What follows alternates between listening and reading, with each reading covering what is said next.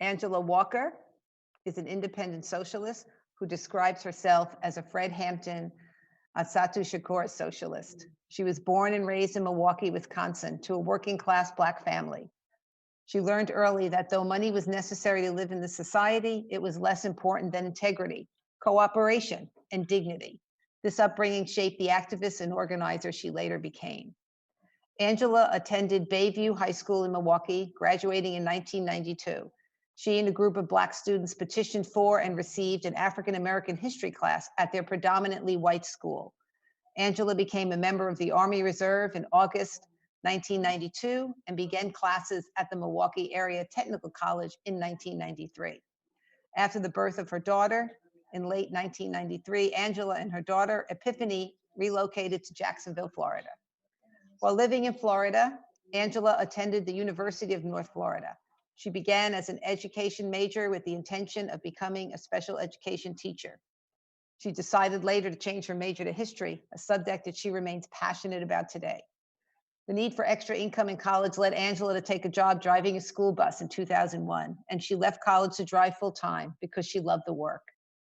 The first mass mobilization Angela attended was during the demand for a recount of ballots in the 2000 Florida election, and how we remember that time.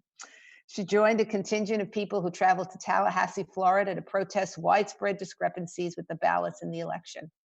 That experience marked the first of many protests she would attend and illustrated the power of people coming together to stand up for their rights. In subsequent years, Angela would participate in actions against the war in Iraq in New York and Washington, D.C., while a driver for Greyhound Lines. In 2009, she returned to her home city and began work with the Milwaukee County Transit System. In 2011, newly elected Wisconsin Governor Scott Walker launched an attack on unions from the state capitol, Madison. And I many Greens, I think, that are here today or watching today or delegates today were there at that Capitol along with Angela. Thousands of union workers and their supporters occupied the Capitol building and grounds in protest. Angela, a member of the Amalgamated Transit Union, Local 998, was among the protesters. As a result of her involvement in the protests, the then president of her union local appointed her legislative director for the local. Angela went on to work for the Wisconsin Jobs Now in 2015 as community campaigns coordinator for the organization. Her work focused primarily on resistance to the privatization of public schools in Milwaukee. During her time with the organization, she approached by Emilio Mimi Solitz of the Socialist Party USA about running for vice president of the United States. She agreed to be Mimi's running mate for the 2016 election. Despite the Socialist Party USA's limited ballot access on the continental United States, the ticket did well in Guam, garnering 4% of the vote there. When Wisconsin's Jobs for Now folded in late 2016, Angela moved to South Carolina to regroup and reconsider her relationship with activism and politics. Initially, on arrival in South Carolina, Angela worked as a substitute teacher at the secondary education level. During the summer break of 2017, she began work as a dump truck driver and continues that work presently. When Green Party presidential candidate Howie Hawkins asked her about being his running mate for 2020 presidential election, Angela stated, "How could I say no?" Angela Walker is the mother of one and the grandmother of 5. She's a fierce advocate for the rights of Black, Brown, and Indigenous people, the LGBTQI community, labor, and the earth itself. I'm going to pause now to find out how we're doing on our last vote of the day, a virtual show of hands to approve Angela Walker as our vice presidential nominee.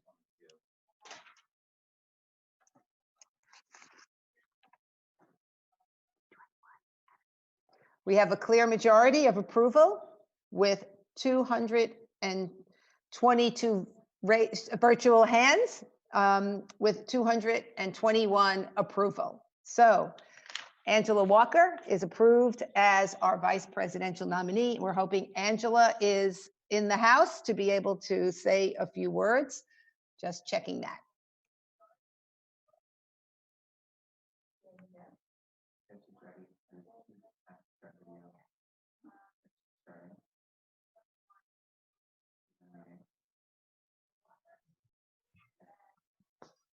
Great. Angela Walker, our vice presidential nominee.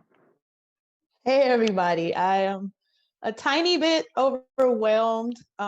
This is absolutely massive. Um, Greetings to everybody. I am coming to you from PD land. This land originally belonged to the PD Nation here in South Carolina. I am in Florence. And as I said, family, this is a massive, massive, massive thing that just happened. I want to first off thank all of you delegates who stood with Howie and I and cast your votes for us. It's not a small thing. And we thank you. And I personally thank you for your trust. And Howie's probably going to reiterate that. And your support of a platform that I want you to know that I support with my whole soul. I also want to say thank you to the Socialist Party of the USA for helping to make the Red Green Alliance that we talked of so many years ago. We're now seeing it. It's pretty amazing. I want to thank our brilliant campaign manager, La Jefa herself, Andrea Merida. And I want to thank my wonderful assistant, Ashley Frame. And huge, huge, huge thank yous, huge big ups to all of our folks on our campaign team. Y'all are brilliant. You are amazing. Y'all are hustlers. Thank y'all for making, doing all that you have done so that this campaign has gotten to this point. I want to thank all of you who have showed up for us in various different ways, whether it was supporting with money, whether it was kind words and good thoughts. Thank you to the volunteers that have made this campaign the topic of conversation in spaces where it wasn't happening.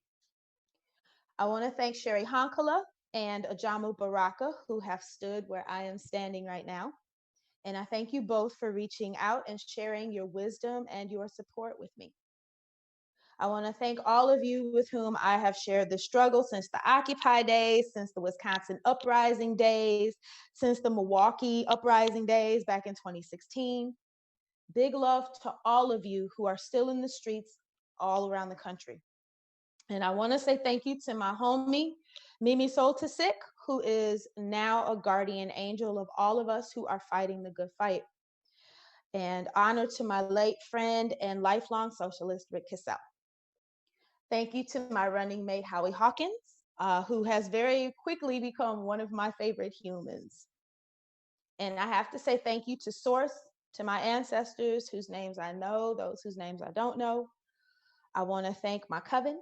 I want to thank my family for being the place that I began to learn everything that I needed to know for this fight. My hope and intention is that my grandchildren will know a world where the struggles that we are currently working against are no longer an issue. Dying, my friends dying. I am literally fighting for people's lives. Bare minimum, not risking death. Can I have that? And that is a direct quote from my homie Lark on a Facebook post that I shared about what we're going to need to do about, addressing public education this year. And what she said not only brought home for me the absurdity of asking educators, students, and families to be sacrificial victims to the coronavirus. Her statement reminded me how immense this campaign's implications really are. Family, this country needs us. It needs us now. And I know y'all have been hearing this all day today, and I am adding my voice to one more in the number. This country needs us. That is the thing that I want to rededicate us today as a party, that our people need us. In 2016, I walked away from politics, moved to a new state, and set about doing the work to reconstruct myself. All of my brujas, my witches will know what I'm talking about when I'm speaking about shadow work. Sitting with the parts of you that aren't the shiny, pretty photo op and quotable parts, the parts that need healing, that are a part of your whole. And in 2020, having received a call from Howie Hawkins about being his presidential running mate, all I could do was look at my ancestor altar and go, really, y'all? Really? I've been prepared for this moment. I am ready for it. And after weeks of stewing in a rage about this government's criminal mishandling of the coronavirus pandemic, The universe gave me a good, healthy shove. Do something. Show up. Who are you if you refuse? I couldn't imagine being given a platform to advance healing on a large scale for our folks and for this country, and saying no because I didn't want to leave the comfort of my isolated life. All of you are here for a reason. You're here because you know that healthcare is a human right. You're here because you know that ending US imperialism is the way to heal this country and the harm that it has inflicted on Black and brown countries around this world. You're here because you know that this glorious planet we share deserves our care and good stewardship, and that capitalist exploitation of her resources is killing us. You are here because you know that the unsustainable and inequality-driven way that this country is run has to end. That both people and the earth deserve more and vastly better than the capitalist dystopia we are being herded towards. People may not have been ready for our message in 2012. They may not have been ready for our message in 2016. But now, in a time when so much has been stripped away by the coronavirus pandemic, by the exposure of continued state violence against Black, Indigenous, and brown people, it has nowhere to hide. This country is being forced to confront its shadows and what has been hiding in those shadows, working to be seen, waiting to be acknowledged, waiting to be healed. In this time of impossible things, the Green Party is ready for the people, and the people are ready for the Green Party. They are ready for our message of solidarity, justice, true democracy, economic opportunity for all, and respect for diversity, all rooted in love. They are ready for an eco-socialist Green New Deal. They are ready to know that we came to take the White House. And yes, I said that. We came to take the White House. This is not a cosmetic run. We're not running to prove a point. We are running to flip the government. Because it's that massive, because it's that urgent. We are here to move the cash-bloated, ineffective parties of the ruling class aside because it is time for the people to be able to breathe. We are not asking for the right to safe housing, a guaranteed income above poverty for all, and Medicare for all. We are demanding these things. We are not afraid to call the duopoly on its arrogance and competence and move it aside. This is our time. No one else is bringing the deep systemic changes that we are proposing. We will not be pacified with performative reforms. The system must be overhauled, and the Green Party is the only party to do that. Within our own ranks, we will have to be intentional.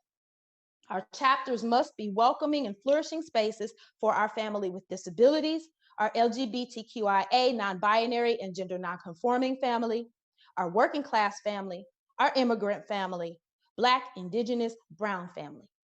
We don't need to and are not going to agree on every point, but where do our objectives intersect? How do we strengthen our party and also the communities who need us so much? How do we create the world we envision? One without prisons, one with open borders, with the US being the world's peacekeeper instead of its law enforcement. That all begins with us and the way that we imagine forward. It's a very difficult time, and it requires our imagination, both up to November and beyond. The Green Party has never been more needed than now. And if you don't believe that, I hope that you take it to heart. I'm ready to move forward in solidarity and in purpose. I am proud to be moving forward with you. Thank you.